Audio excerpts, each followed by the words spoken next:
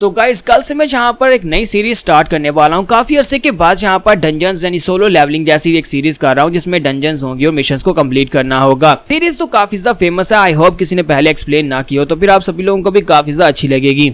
तो गाइस कैसे हैं आप सब लोग। लेगेसी ऑफ असैसिन किंग के एपिसोड 144 के साथ हाजिर हूं। तो इस एपिसोड की शुरुआत में दिखाते हैं कि यंग मास्टर हाउ जैची जो होता है अपने ऑफिस में बैठा होता है कि उसके पास वहां पर इन्फॉर्मेशन आती है। उसे बताया जाता है कि हमारे जो सीक्रेट गेस्ट थे वो इस वक्त उस डिवाइन पैलेस में पहुंच चुके हैं, यानी कि वो जीचेंग सिटी में पहुंच चुके हैं। उन्होंने रिवर को पार कर लिया है। तो ये बात सुनने के बाद उसे कहता है कि वहां पर पहुंचने के बाद क्या हुआ, क्या वहां पर कोई फोर्सेज क्लैश तो नहीं हुए। तो उसे कहता है कि हाँ वहां पर भी कुछ फोर्सेज थी। वहां पर आयरन स्वॉर्ड गोस्ट जो कि स्टील ब्लड फोर्ट्रेस वालों के साथ और साथ ही वहां पर 200 मेंबर से गोस्ट पैलेस डिवीजन के वो सारे के सारे मेंबर्स की वहां पर फाइट हुई, जिनमें से काफी सारी जो कैजुअलिटीज हैं। तो वो से कहता है कि बताओ कैजुअलिटीज कितनी है। तो वो कहता है कि वहां पर तकरीबन 150 जो हैं, यानी 150 जो कंफर्म डेट और बाकी के सभी लोगों के बारे में फिलहाल कंफर्म नहीं है। तो ये बात सुनने के बाद उसे कहता है कि कंफर्म क्यों नहीं है, बाकी के सभी लोगों का क्या हुआ, वो कहां पर हैं। तो वो उसे बताता है कि सर उनमें से कुछ लोग जो थे वो जख्मी थे, 150 जो मर चुके हैं, उनमें से 50 ऐसे हैं जो कि एलीट आर्चर थे। उन्होंने हमारे गेस्ट का पीछा नहीं किया, उन्होंने वहीं पर से रास्ते में अपना रास्ता मोड़ लिया, यानी कि वहीं पर से दूसरी साउथ की तरफ निकल गए।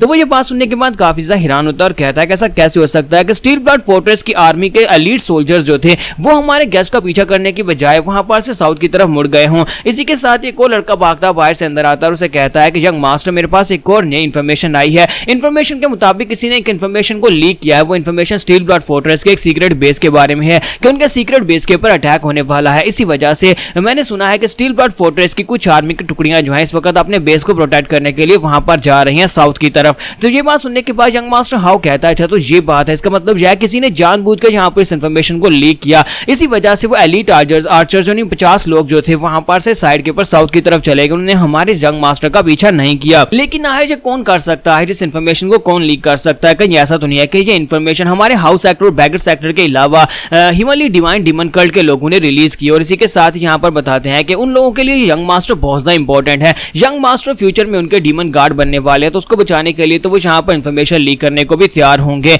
मुझे लगता है कि इस वक्त दुनिया में सबसे ज्यादा खास और खतरनाक वेपन क्या होता है, स्पेशली जंग के दौरान सबसे खतरनाक वेपन इंफॉर्मेशन होता है। आप सोल्जर्स या फिर बंदूक गन्स वगैरह से इतना ज्यादा फर्क नहीं पड़ता जितना इंफॉर्मेशन से फर्क पड़ता है। एक छोटी सी इंफॉर्मेशन जंग रुकवा सकती है और छोटी सी इंफॉर्मेशन जंग चला सकती है। हिमालय डीमन डिवाइन कल्ट वालों का इंटेलिजेंस सिस्टम भी काफी ज्यादा खास है। तो इसी के साथ ही यहाँ पर से नेक्स्ट सीन जो होता है जनरल स्ट्रेटजीज का दिखाया जाता है कि जनरल स्ट्रेटजीज ने ये सारी की सारी स्ट्रेटजी बनाई होती है कि उन्होंने यहाँ पर जो इन्फॉर्मेशन वहां पर भिजवाई होती है। जनरल स्ट्रेटजीज जो होते हैं वो अपने रूम में बैठे वहां पर सोच रहे होते हैं कि यहाँ पर कौन मेरे बारे में इस तरह की बातें कर रहा है। मुझे लगता है कोई ना कोई मेरे बारे में बात कर रहा है, इसी वजह से मुझे यहाँ पर कान में खुजली हो रही है। फिर साथ ही उनका एक बंदा उनके पास आता है और उसे कहता है कि जनरल स्ट्रेटजीज जैसे आपने कहा था बिल्कुल वैसे ही किया और अब यहाँ पर हमारे यंग मास्टर का ग्रुप जो है वो यीचेंग रिवर में डिवाइन पैलेस में पहुंच चुका है। वहां पर डिवाइन रिवर पैलेस में वो लोग स्टे कर रहे हैं। तो ये बात सुनने के बाद जनरल स्ट्रेटजीज कहते हैं तुमने बहुत ही अच्छा काम किया। और साथ ही वो सोच रहे होते हैं कि फिलहाल के लिए तुम्हारे यंग मास्टर की जो ट्रिप है काफी ज्यादा स्मूथली चल रही है। कहीं पर वो हाउ फैक्शन के यंग मास्टर गोंग जैची की तारीफ करते हुए कहते हैं कि मुझे लगता है कि वो लड़का वाकई में काफी ज्यादा स्पेशल है।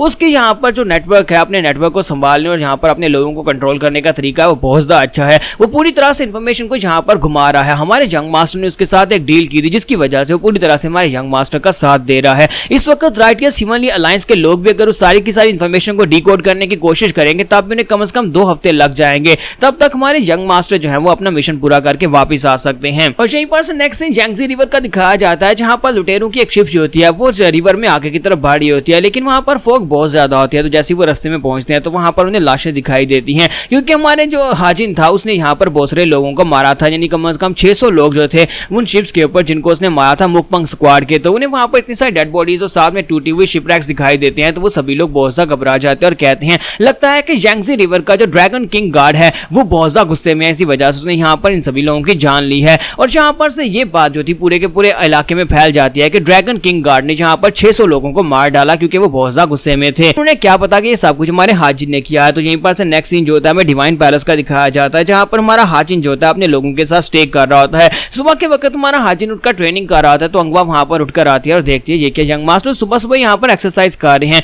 और वो दबे पांव वहां पर से निकलने की कोशिश करती है, लेकिन हमारा हाजिन उसे कहता है कि जरूरत नहीं है, जहां पर आकर मेरे सामने बैठो। और वो उसके सामने जाकर बैठ जाती है और कहती है मैं तो बस आपको डिस्टर्ब नहीं करना चाहती। तो वो कहता है कोई बात नहीं, मुझे तुमसे एक बात पूछनी है, जरा मुझे चेक करने दो तुम्हारी मार्शल आर्ट्स और तुम्हारी हार्ट बीट का लेवल क्या है। और इसी के साथ ही उसकी पल्स को चेक करता है और उसे कहता है कि तुम जहाँ पर अपनी मार्शल बॉडी को यानी कि अपनी जो की एनर्जी है उसको काफी अच्छे से शार्पन कर रही हो, तो मैं यहाँ पर तुमसे एक सवाल पूछना चाहूंगा, क्या तुम यहाँ पर मार्शल आर्ट्स को सीखना चाहती हो। तो वो उसे कहती है क्या वाकई में मैं मार्शल आर्ट्स को सीख सकती हूँ। तो हमारा हाजिन उसे कहता है कि इस बात का क्या मतलब है कि तुम मार्शल आर्ट्स को सीख सकती हो, क्या तुम्हें पता नहीं मैंने तुम्हें मार्शल आर्ट्स की टेक्निक्स दी थी और साथ तुम्हें बताया था कि तुम अपनी बेसिक की को यहाँ पर अपनी बॉडी के अंदर बनाना सीखो ताकि बाद में तुम्हें मार्शल आर्ट्स की टेक्निक्स भी दी जा सकें। अब बताओ कि क्या तुम यहाँ पर इसको सीखना चाहती हो। तो वो कहती है हाँ मैं सीखना तो चाहती हूँ लेकिन आपका टाइम वेस्ट हो जाएगा। हाजिन कहता है कि अब ऐसा नहीं है कि तुम्हें पूरा दिन मुझे सिखाना पड़ेगा, मैं बस यहाँ पर कुछ देर के लिए तुम्हें सिखाऊंगा, उसके बाद बाकी प्रैक्टिस तुम खुद ही करोगी। अब जल्दी से मेरे सवाल का जवाब दो, लेकिन पहले मुझे ये बताओ कि तुम मार्शल आर्ट्स की टेक्निक क्यों सीखना चाहती हो। तो वो उसे कहते हैं कि मैं आपको प्रोटेक्ट करने के लिए मार्शल आर्ट्स की टेक्निक सीखना चाहती हूँ ताकि मैं यहाँ पर आपके काम आ सकूं। तुम्हारा हाजिन उसे कहता है तो फिर तुम्हें यहाँ पर यह सीखने की जरूरत नहीं है। और इस बात से अंगवा काफी ज्यादा हैरान होती है और कहती है कि लेकिन ऐसा क्यों यंग मास्टर, मैं आपकी भलाई के लिए यहाँ पर मार्शल आर्ट सीख रही हूँ। तुम्हारा हाजिन उसे यहाँ पर एक बात समझाता है और उसे कहता है कि इस दुनिया में हर एक इंसान का अपना एक रोल होता है, जैसे कि माँ डोंग पिल है वो मेरा बॉडी गार्ड है। अगर वो यहाँ पर मार्शल आर्ट सीखता है और मुझे कहता है कि मैं तुम्हें बचाने के लिए तुम्हें गार्ड करने के लिए मार्शल आर्ट्स को और ज्यादा बेहतर बनाना चाहता हूँ, तो यहाँ पर ये बात उसके ऊपर सूट करती है। लेकिन अगर तुम यहाँ पर कहो कि तुम मुझे बचाने के लिए मार्शल आर्ट सीखना चाहती हो तो फिर ये तुम्हारा रोल बिल्कुल भी नहीं है, क्योंकि तुम यहाँ पर मेरी मेड हो, तुम्हें यहाँ पर जो काम करने हैं वो अपने काम करो, वो तुम्हारी ड्यूटी है। लेकिन मैं मार्शल आर्ट्स तुम्हें इसलिए सिखाना चाहता हूँ ताकि तुम अपने आप को प्रोटेक्ट कर सको, जरूरत पड़ने पर मुझे यहाँ पर तुम्हारी वजह से फिक्रमंद होने की जरूरत ना पड़े, मैं इसलिए तुम्हें मार्शल आर्ट सिखाना चाहता हूँ। वो उसे कहती है कि यंग मास्टर जैसा आप कह रहे हैं बिल्कुल वैसा ही करूंगी, ठीक है मैं आपके सभी ऑर्डर्स को फॉलो करूंगी और आप यहाँ पर मुझे मार्शल आर्ट सिखा दें। तुम्हारा हाजिन उसे यहाँ पर एक मार्शल आर्ट्स की टेक्निक सिखाने के लिए वहीं पर बैठ जाता है, जबकि हमारी रिन भी उठकर आती है और आकर डोंग पिल से कहती है अंगवा और यंग मास्टर दोनों यहाँ पर क्या प्रैक्टिस कर रहे हैं।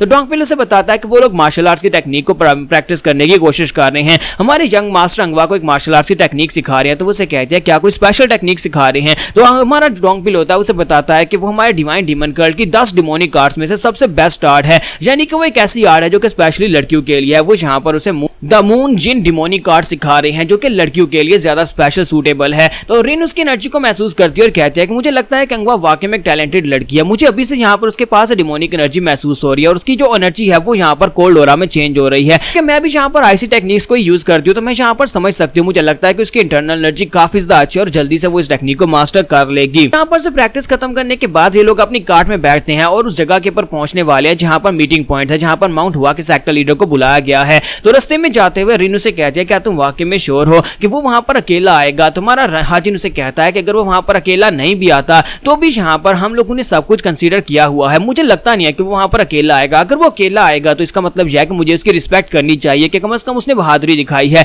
लेकिन अगर वो यहाँ पर अपने साथ कुछ करप्ट सोल्जर्स को लेकर आता है तो इसका मतलब यह है कि तब भी वो मेरी रिस्पेक्ट के लायक नहीं है। लेकिन अगर यहाँ पर वो पूरी की पूरी आर्मी को लेकर आता है तो फिर मेरे लिए यहाँ पर और भी ज्यादा बेहतर है, क्योंकि मुझे इस बात का बिल्कुल भी पछतावा नहीं रहेगा कि मैंने यहाँ पर उसके साथ जो कुछ भी किया वो गलत तो नहीं कर दिया। यहाँ पर जैसे जैसे वो मीटिंग पॉइंट के करीब पहुंच रहे होते हैं तो वहां पर दिखाते हैं कि गेट के बाहर एक आर्मी खड़ी होती है, यानी कि माउंट हुआ सेक्टर का लीडर जो अपने साथ पूरी आर्मी लेकर आया होता है। तो हमारा हाजिन अब इन सभी लोगों के साथ क्या करेगा, क्या पूरी आर्मी को मार डालेगा, क्योंकि इसका जो मेन प्लान था वो यह था कि माउंट हुआ के सेक्टर लीडर को बंदी बनाना है। तो यहाँ पर हम लोग अपनी एपिसोड 144 का एंड करेंगे और नेक्स्ट एपिसोड में देखेंगे हाजिन वर्सेस माउंट हुआ सेक्टर लीडर।